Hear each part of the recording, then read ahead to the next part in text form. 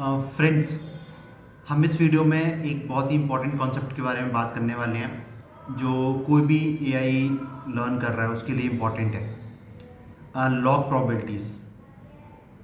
LLMs अगर आपने use करे हैं या कोई भी मॉडल यूज़ करे हैं, देन आपको पता है कि इट्स ऑल अबाउट प्रोबेबिलिटी। ना, प्रोबेबिलिटी का गेम है वहाँ पे। जितनी ज़्यादा प्रोबेबिलिटी उतना सटीक आंसर। तो लॉग प्रोबेबिलिटीज़ को अगर हम समझ लेते हैं, then we can start using LLMs more better. कैसे? एलएलएम्स की जो पावर है रीजनिंग करने की, डिसीजन लेने की, वो उसको हम समझ लेते हैं अगर हम लॉग प्रोबेबिलिटीज़ को अंडरस्टैंड कर लेते हैं पूरा। इस वीडियो में हम देखने वाले हैं कि लॉग प्रोबेबिलिटी होती क्या है, उसकी वैल्यूज़ कैसे फ्लक्चुएट होती है, और उन कॉन्सेप्ट्स को हम कैसे यूज़ कर सकते हैं whenever we are using any LLM. I think it will be very interesting topic. थोड़ा सा मैथमेटिकल हो सकता है, बट अगर आप इंट्यूशन को भी देखेंगे then it will be much better approach. Let's dive into the video. तो log probability, first of all log probs होते क्या हैं? शॉर्ट में हम लॉग प्रॉब्स बोलते हैं। अभी थोड़ा सा समझते हैं कि प्रोबेबिलिटी क्या है। प्रोबेबिलिटी होती है 0 से 1। 0 मीन्स वो पक्का नहीं चीज होगी कोई, और ये 1 मीन्स होगी, राइट। प्रोबेबिलिटी हमेशा इसके बीच में ही घूमेगी। अब थोड़ा सा समझते हैं लॉग क्या होता है। लॉग एक ऐसा फंक्शन है एफ ऑफ एक्स का, जहां पे कुछ बेस है और उसकी कुछ वैल्यू है, राइट। तो हम ये कह सकते हैं कोई एक नंबर, लेट्स से z, इसके अगर हम इस नंबर को हम बनाना चाहें ऐसे, जो बेस है उसके ऊपर कुछ पावर लगाएं और इसके थ्रू ये नंबर बन जाए, तो जो x आता है वो लॉग्स होती है, logarithmic of that particular number. Which number? This z। एक थोड़े से एग्जाम्पल देख लेते हैं कि लॉग्स होते क्या है। Log of any number, sorry, log of any base but value 1, इसकी वैल्यू क्या है? 0। क्यों? क्योंकि b की पावर हम 0 रखेंगे तो 1 आएगा। अब b कुछ भी हो सकता है इसमें। सिमिलरली थोड़ा सा देखेंगे कि कोई भी नंबर, जैसे अगर हमें एक वैल्यू 1 चाहिए, लेट्स से बेस 10 ले लेते हैं। इसकी वैल्यू 1 कब आएगी? जब बेस 10 है, जब 0 है ना। तो log of 0, sorry, log of 1 will always be 0। Means हम 1 को तभी पा सकते हैं जब 10 की पावर 0 रखें। अब लॉग ऑफ 10, ये क्या, इसकी वैल्यू क्या होगी? 1। क्यों? क्योंकि हम 10 तभी पा सकते हैं जब 10 की पावर 1 रखें। लॉग ऑफ 100, ये 2। क्यों? 100 हम तभी पा सकते हैं जब 10 की पावर 2 रखें। समझ रहे हो आप? बेस ये है, जो भी लॉग की वैल्यू आंसर आता है वो 1 2 3 ये है, और ये नंबर ये है। मीन्स नंबर जैसे तेजी से बढ़ रहा है, लॉग्स की वैल्यू उतनी तेजी से नहीं बढ़ती, राइट। इससे क्या मतलब निकल रहा है? अगर हम इसका एक फंक्शन ड्रॉ करें, एक ग्राफ ड्रॉ करें, सॉरी, इस फंक्शन का, ये एक्स एक्सेस है, ये वाई एक्सेस है। तो 1 का तुम्हें पता है 0 होगी हमेशा, तो यहां पे वैल्यू होगी, ये 1 है। 0 से 1 तक इस तरह से जाएगा। आगे इतना तेजी से बढ़ेगा नंबर, फिर वो फ्लैटन हो जाएगा। एग्जैक्टली फ्लैट नहीं होगा, हल्का फुल्का बढ़ता रहेगा, लेकिन उसकी वैल्यू इतनी तेजी से नहीं बढ़ रही है। तो ये होता है लॉग का फंक्शन। ये इंपॉर्टेंट है समझना। एक बार आपने ग्राफ समझ गए तो विजुलाइज कर पाओगे, जब जैसे ही हम एलएलएम में लॉग प्रॉप्स का यूज करने वाले हैं। अब आप थोड़ा सा समझो, इस ग्राफ को देखते हैं। अगर हमें किसी चीज का लॉग की वैल्यू 0 मिलना है, राइट, तो उस केस में जो नंबर है, अगर वो जितना 10 to 0 करेगा उसकी वैल्यू इनफाइनाइट होगी, राइट, निगेटिव में। और सारी 1 से जितनी वैल्यूज हैं वो सब नीचे है वाई एक्सिस में, विच मीन्स नेगेटिव। अगर हम प्रोबेबिलिटी के साथ प्ले कर रहे हैं तो ये तो समझ में आता है कि इसकी जो वैल्यूज आएंगी वो सारी निगेटिव आएंगी, लॉगरिथमिक। तो लॉग प्रॉप्स इसलिए हमेशा निगेटिव आते हैं। जब भी आप एलएलएम्स में प्रोवाइड करेंगे, मैं फ्लैग्स भी बताऊंगा। ओपन एआई एपीआई यूज कर रहे हैं आप, या जेमनी यूज कर रहे हैं, कोई भी मॉडल यूज कर रहे हैं, उसकी एपीआई में हमेशा एक पैरामीटर होगा जो लॉग्स प्रॉप को आउटपुट करेगा।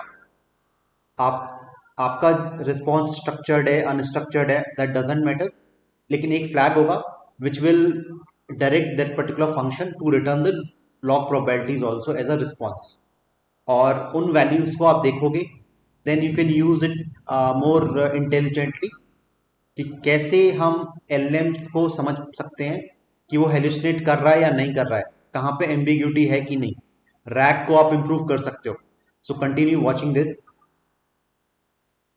अभी आपने ये देखा, लॉग समझ गए, प्रोबेबिलिटी समझ गए, लॉग समझ गए, उसका उसका फंक्शन समझ लिया आपने। अब ये बहुत इंटरेस्टिंग होने वाला है, लेट्स सी।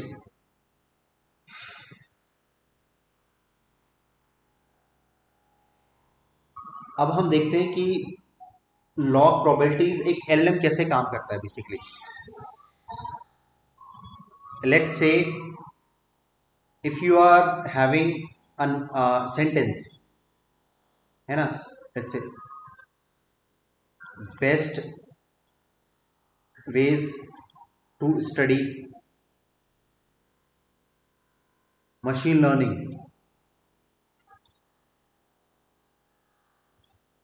Right, dash. अब एक कोई भी एलएलएम है, उसको आंसर निकालने की कोशिश करेगा, राइट। यही मशीन लर्निंग है, वो लैंग्वेज को मॉडल कर रहा है और प्रोबेबिलिटी के बेसिस पे नेक्स्ट वर्ड प्रेडिक्ट करने की कोशिश कर रहा है कि उसमें क्या होना चाहिए, राइट। तो यहाँ की जो प्रोबेबिलिटी है वो पता करना है, गिवन कि इतना कॉन्टेक्स्ट है इस एलएलएम के पास, राइट। तो वो इसकी प्रोबेबिलिटी निकालेगा और यहाँ पे कुछ 3-4 आंसर हो सकते हैं, उनकी प्रोबेबिलिटी दे देगा कि हाँ कितना इसकी प्रोबेबिलिटी है, based on the top P. एक पैरामीटर आपने देखा होगा, टॉप पी करके होता है, वो बताता है कि जो टॉप प्रोबेबिलिटीज है उनको ही कंसिडर करना है, और टॉप पी में कितनी लोगों को कंसिडर करना है, टॉप 1 को या टॉप 5 को या टॉप 10 को।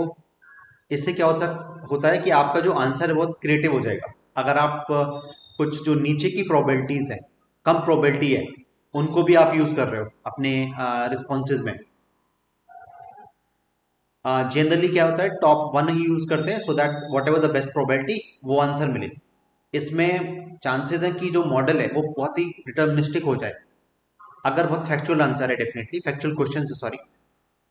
उससे क्या होगा कि जो आंसर आ रहा होगा उसकी प्रोबेबिलिटी ज़्यादा है, and it will pick that model. तो क्रिएटिविटी कम हो जाएगी। जो टेम्परेचर हम जब हम बोलते हैं ना, टेम्परेचर कम कर दो 0, which means we are moving toward the top probabilities. हम जैसे ही टेम्परेचर को बढ़ाते हैं, एक टेम्परेचर जो पैरामीटर होता है एलएम्स में, उस केस में क्या होगा कि जैसे टेम्परेचर बढ़ेगा तो क्रिएटिविटी बढ़ेगी। क्रिएटिविटी बढ़ेगी मीन्स जो और प्रोबेबिलिटीज हैं उनको भी कंसिडर करेंगे, राइट। तो जब भी आप एलएम्स में कोई रिस्पॉन्स ले रहे हैं और वो रिस्पॉन्स आपको सारे वर्ड्स की प्रोबेबिलिटी देगा, उसके बेसिस पे आप डिसाइड कर सकते हो कि आपको कौन सा पिक करना है। अभी हम ये थोड़ा सा समझ लेते हैं कि जब लेस कॉन्टेक्स्ट होगा, less context means best veg, आपने सिर्फ इतना दिया एलएलएम को, तो ये जो प्रेडिक्ट करना हुआ, अब best ways to sleep, best ways to study machine learning, best ways to study computer science, कुछ भी हो सकता है, राइट। तो जो प्रोबेबिलिटी होगी किसी की हाई नहीं होगी, रिलेटिवली मैं नहीं बोल रहा हूँ, ओवरऑल जो आउट ऑफ 1, राइट, सम जितने भी सजेशंस आ रहे हैं, सबका सम जो होगा वो 1 होगा, तो 1 में ही डिवाइडेड होगी कुछ, और सबका कुछ, किसी का होगा 0.2, किसी का 0.5, किसी का 0.3, उसी रेंज में ऐसे घूमेगा, राइट। लेकिन जैसे ही कॉन्टेक्स्ट बढ़ता जाता है ना, आप और वर्ड्स लिखते जाते हो, तो जो नेक्स्ट वर्ड है उसकी प्रोबेबिलिटी बहुत डिटर्मिनिस्ट होने लगी, वो क्लियर होने लगेगा कि हाँ एलएलएम्स को, कि अभी हम यूजर का कॉन्टेक्स्ट क्या है, उसके बेसिस पे जो बेस्ट पॉसिबल आंसर है उसकी प्रोबेबिलिटी ज्यादा होगी, राइट। ठीक है, तो इतना क्लियर हो गया आपको। अब देखते हैं इन वैल्यूज को, लॉग प्रोबेबिलिटी जब मिलती है उनका हम यूज कैसे करें। हमने देख लिया कि लॉग प्रोबेबिलिटीज है क्या, लॉग प्रोबेबिलिटी क्या होती है, लॉग प्रोबेबिलिटी क्या होती है, और एलएम, किसी भी एलएम को हम जब यूज कर रहे हैं उनसे कैसे निकाल सकते हैं फ्लैग के थ्रू, और जो प्रोबेबिलिटी है वो कैसे प्ले कर रही है, कब वैल्यू बहुत हाई होगी, कब वैल्यू बहुत कम होगी। हमने देख लिया कि कॉन्टेक्स्ट के बेसिस पे। हमने ये भी देख लिया कि जो टॉप पी है वो और टेम्परेचर कैसे एक दूसरे से रिलेटेड है, राइट। और जब आप इन पैरामीटर्स को अपनी, जब एपीआई कॉल कर रहे हो एलएम को, इन पैरामीटर की वैल्यू सेट कर रहे हो, now you can have some understanding, some intuition कि क्या हमें अचीव करना है, उसके बेसिस पे क्या पैरामीटर रखने हैं। Now let's see very concrete examples जहां पे हम इन लॉग प्रोबेबिलिटीज को यूज कर पाए। लेट्स सी, फर्स्ट एग्जांपल जो होता है आपका, बेसिकली आप ये चेक कर सकते हो एम्बिगुअस है कि नहीं आपका आंसर, या एलएलएम में एम्बिग्यूटी है या वो डिटर्मिनिस्टिक है। जैसे आपने पूछा बेस्ट वेज टू स्टडी, सिर्फ इतना दिया, बेस्ट वेज टू स्टडी। अब एलएलएम को ये तो समझ में आ गया कि कुछ स्टडी से रिलेटेड है, तो वो सब्जेक्ट्स को रिटर्न करेगा यहाँ पे, एमएल है ना, लेट्स से deep learning, let's say computer science, right, let's say maths, let's say political science, right, कुछ भी हो सकते हैं ये। तो सबकी प्रोबेबिलिटी, लेट्स से ये 5 ऑप्शंस होते हैं गिवन की और कॉन्टेक्स्ट था, उनके बेसिस पे ये सजेशंस आ रहे हैं, तो प्रोबेबिलिटी हमेशा ऐसे होगी 0.2, 0.21, let's say, right, 0.19, point, let's say 25, let's say 0.15, right. अब इन सब का सम जो होगा वो 1 होगा, प्रोबेबिलिटी है, प्रोबेबिलिटी हमेशा 1 से ज्यादा नहीं हो सकती, राइट। तो इनके बेसिस पे आप देखोगे कि सबकी प्रोबेबिलिटी सेम है, which means it is more ambiguous. अभी एलएम को समझ नहीं आ रहा है कि इसने कॉन्टेक्स्ट से कि क्या पिक करना है। तो ऐसे केसेस में, अगर ऐसा केस बनता है आपके उसमें, राइट, जब प्रोबेबिलिटी वेरी क्लियर डिफाइंड नहीं है, क्लियर विनर नहीं है कोई एक्चुअली, उस केस में आप ह्यूमन इन द लूप ले सकते हो, which means you need to have some confirmation with the user, right, जो भी आप एआई को यूज कर रहे हैं। तो जो आप एप्लीकेशन बना रहे हो तो उसे लॉग प्रोबेबिलिटी से आप ये कंक्लूजन निकाल सकते हो। अब सेकंड केस देखते हैं अपन इसमें।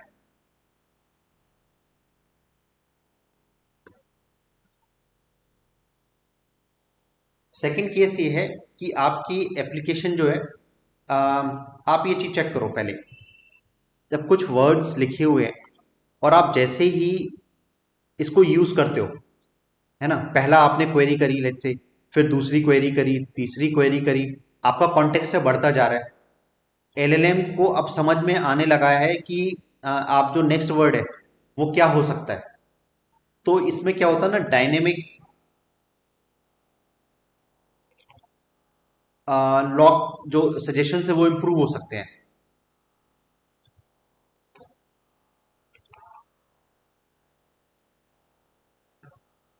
क्यों? क्योंकि जो पहले जो कॉन्टेक्स्ट था वो कम था, आप सिमिलर टाइप क्वेश्चन पूछ रहे हो बट कॉन्टेक्स्ट समझ में आ गया, विच मीन्स जो भी प्रोबेबिलिटी आ रही होगी नेक्स्ट वर्ड की, इसमें LM now it become more confident. अगर मैं ये पुराना वाला एग्जाम्पल ले लूं, I want to study, right, आपने इतना लिखा और नेक्स्ट वर्ड जो आ रहा है वो क्या होगा, अगर एलएम को सोचना है। और इससे पहले अगर आपने बात कर रखी है लेट्स से बाइट्स क्या होती हैं, बिट्स क्या होती हैं, है ना, या आपने यहाँ पे कुछ क्वेश्चंस पूछ रखे हैं उस चैट बॉट में, उस सेशन में, कि रिग्रेशन क्या है, एसवीएम क्या है, राइट। तो अगर एसवीएम, आपने रिग्रेशन, राइट, लेसो रिग्रेशन, और आपने ऐसे कोई डिसीजन ट्री, इस टाइप की चीजें पूछ रखी हैं, एलएम को नाउ कॉन्फिडेंट है कि ये एमएल से हो सकता है ना। इस यूजर का जो इंटेंशन इस सेशन में वो ऐसा हो सकता है कि he want to learn about machine learning, because ये जो सारे कॉन्सेप्ट है वो मशीन लर्निंग के हैं। सिमिलरली अगर कोई आप पूछ रहे हो कि who is the prime minister of India और prime minister of particular country, है ना, why partition happened, let's say, और anything which is related to politics, तो एलएम को पता समझ में आएगा कि हाँ ये पॉलिटिकल साइंस रिलेटेड हो सकता है, इसलिए वो जब पॉलिटिकल साइंस एक ऑप्शन आ रहा होगा एज अ सजेशन, इसकी प्रोबेबिलिटी बहुत हाई होगी, राइट। सिमिलरली वो कॉन्टेक्स्ट के बेसिस पे जो आपकी जो प्रोबेबिलिटीज वो इंप्रूव हो सकती हैं। तो सिमिलरली अगर इस कॉन्सेप्ट को आपको यूज करना हो कोई अपनी एप्लीकेशन में, आप कैसे यूज करोगे? Ask more onboarding question, right. अगर मान लो कोई यूजर क्वेश्चन पूछ रहा है, और एलएलएम या बेसिकली आपकी जो एप्लीकेशन है उसमें क्लियर नहीं है कि यूजर किस डायरेक्शन में जाना चाह रहा है, आस्क सम क्लैरिफाइंग क्वेश्चन। उसके बेसिस पे जो बेसिकली जो कॉन्टेक्स्ट बनेगा, प्रोबेबिलिटीज बनेंगी, वो बहुत डिटर्मिनिस्टिक होंगी, बहुत कॉन्फिडेंस लेवल उनका हाई होगा, राइट। अब एक जो थर्ड यूज केस बहुत आप अच्छे से यूज कर सकते हो लॉग प्रोबेबिलिटीज का, वो है रैग में। इंटरेस्टिंग है ये बहुत टॉपिक। अब आप सोचो, रैग को आप इवेल्युएट कर सकते हो क्वांटिटेटिवली।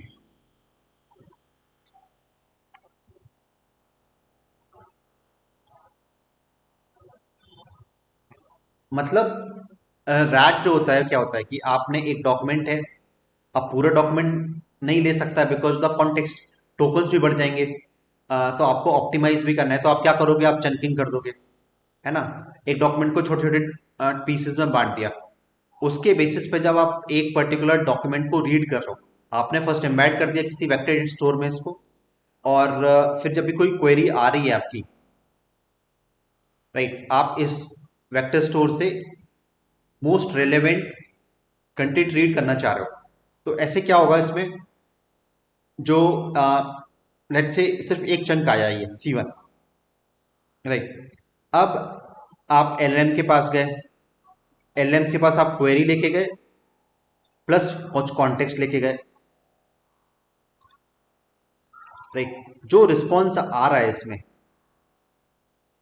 अब रिस्पॉन्स में क्या होगा कि अ, जो कुछ प्रोबेबिलिटीज होंगी कॉन्टेस्ट के बेस, अगर ये प्रोबेबिलिटीज बहुत ही एम्बिगुअस टाइप की हैं, कोई क्लियर विनर नहीं है, विच मीन्स जो कॉन्टेक्स्ट लिया गया है इट इज नॉट रेलेवेंट, तो आपको उसको ऑप्टिमाइज करना है कि आपकी जो रैग चल रहा है वो सही चल रहा है कि नहीं।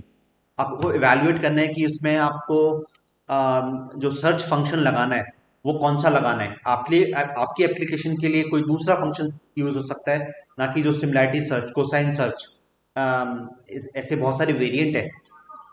उन वेरिएंट को आप इंटेलिजेंटली चूज कर सकते हो।